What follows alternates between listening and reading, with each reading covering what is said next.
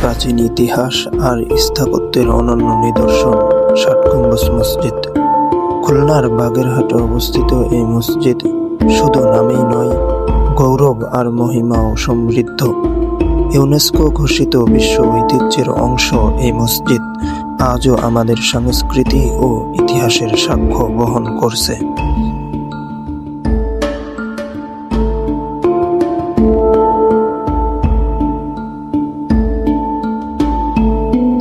ষাট গম্বুজ মসজিদ নির্মিত হয়েছিল 1500 শতাব্দীতে মহান সুলতান নাসিরউদ্দিন মাহমুদ শাহের আমলে।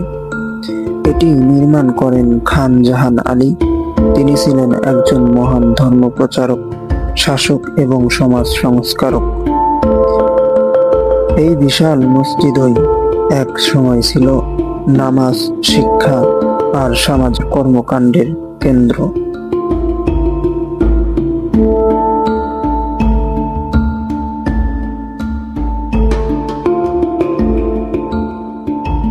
ষাট গম্বুজ মসজিদ আসলে 7 নয়, 81টি গম্বুজ নিয়ে গঠিত। এর মধ্যে 77টি ছোট গম্বুজ এবং মাঝ বরাবর 4টি বড় গম্বুজ রয়েছে।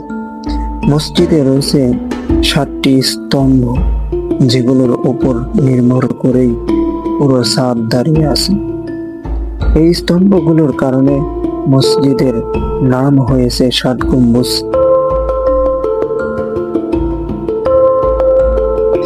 দেয়ালগুলো মোটা, বায়ু চলাচলের জন্য রয়েছে 77টি দরজা ও জানালা। এর লালচে পোড়ামাটির ইট আর শীতল পাথরের মিশ্রণে তৈরি স্থাপত্য দর্শনার্থীদের মুগ্ধ করে।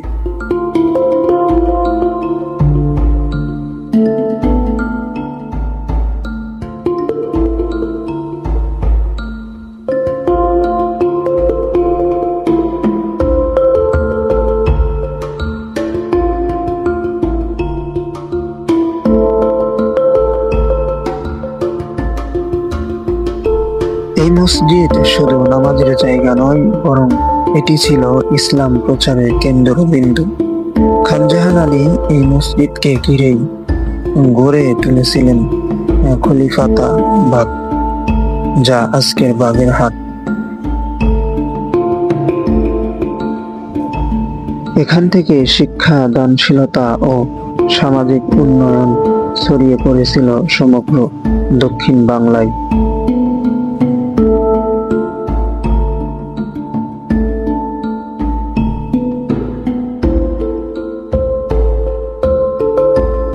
উনিশশো 85 সালে ষাট গম্বুজ মসজিদকে ইউনেস্কো বিশ্ব ঐতিহ্যের তালিকায় অন্তর্ভুক্ত করা হয়।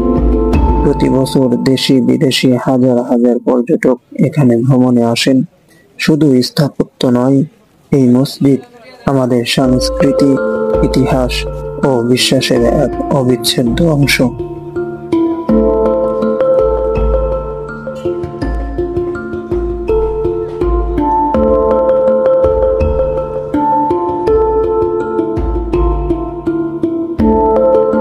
ষাট গম্বুজ মসজিদ শুধু ইট পাথরের স্থাপনা নয়, এটি বাংলার ঐতিহ্য, বিশ্বাস আর সৌন্দর্যের প্রতীক।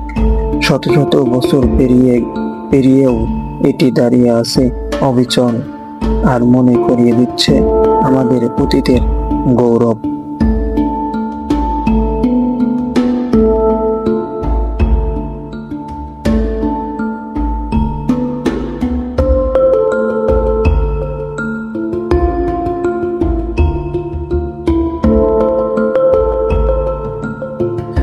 ভিডিওটি ভালো লাগলে অবশ্যই লাইক, কমেন্ট, শেয়ার করবেন এবং আমাদের চ্যানেলে নতুন নতুন ভিডিও পেতে অবশ্যই সাবস্ক্রাইব করবেন।